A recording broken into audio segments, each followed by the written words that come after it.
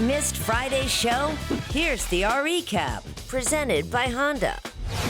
What did you think about all this story about what the Rockets are thinking about officiating? It's a fair question to ask after the reaction to the first game, but after the second game, I don't think so. I didn't hear any complaints here. It was not a controversy on the talk shows as it was after the first game. People here are pumped about this one. They think the Rockets have a good chance to get it back. What do you think? I picked the Warriors to win this series in 6. Based on what I've seen now, you're going to win this series in 5. And Daniel Jones, in particular, kid from the ACC, not that much experience. Giants fans are losing their minds. Does this sound like what happened with you being drafted by Chicago? Yeah, very, very similar situation. When I got drafted, a lot of people were surprised about it. A lot of people said I didn't deserve it and would be overwhelmed by it. And at times it was, but I just continue to stick to the process. The only way to win people over is by winning games.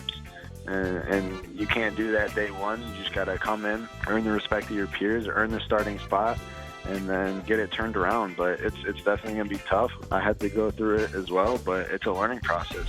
What do you think is going to happen on Saturday at Churchill Downs? So I'm going to box the 5 and the 8 with the 13, the 16, and the 3. In exactas, I'll play a super with the 8 on top of the other 4, and I'll use a super with the 5 on top. So you're boxing the 5 and the 8, and then if you want to add a third right there, it's either 13, 16, 3, and you do all 3 of them, and then the super is 8, 5, 13, 16, 3, or 5, 8, 13, 16, 3. That's the way you're going right here. You've got to use the 16. He's a very good horse, but he's been wide his last 2 trips and ran second. You don't want him to add any extra distance when you're going 1.25 miles, and that's what I think could hurt him. But you have to use him in your exacta box.